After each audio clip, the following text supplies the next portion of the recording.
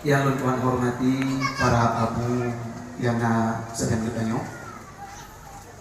Secara singkat, bagaimana penjelasan surah tentang buta Nabi Yakub ketika hilang Nabi Yusuf dan sakit Nabi Ayub yang tidak bertentangan dengan tauhid, yaitu sifat yang harus pada Nabi yang tidak membawaki kepada jatuh martabat.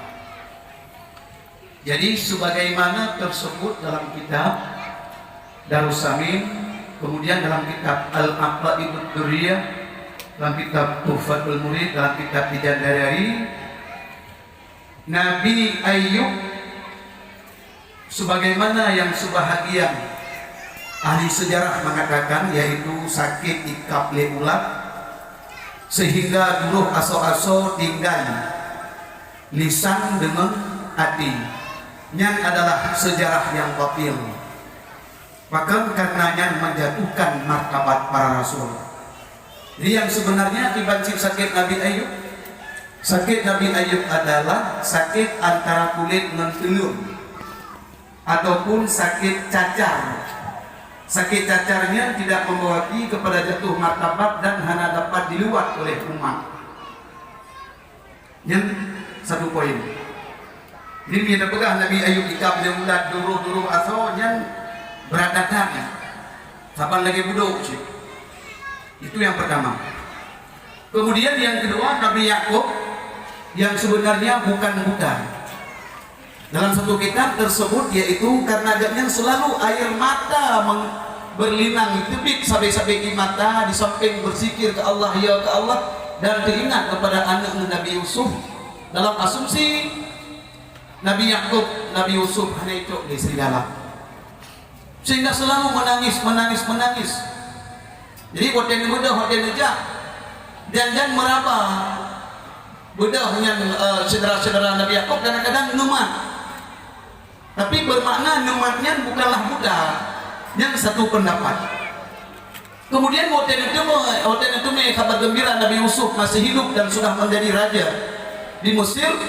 Menang lagi di mata hanai kebitli, normal kembali lagi biasa.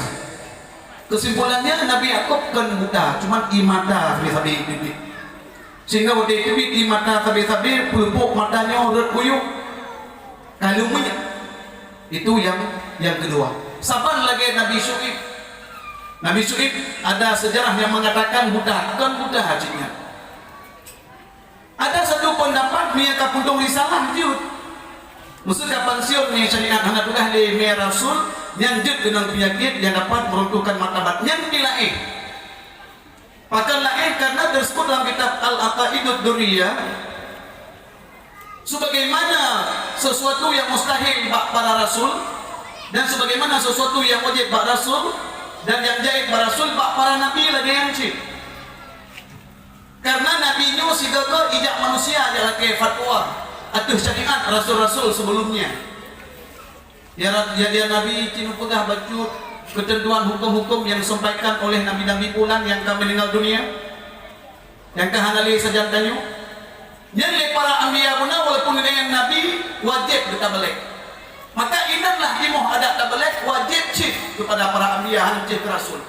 Tapi kan secara kuliah, kan secara menyeluruh, mai atas nama rasul tabalek secara kuliah hadiji wajib tabalek. Tapi punya para nabi apabila bicara syariatnya hanya wajib balik.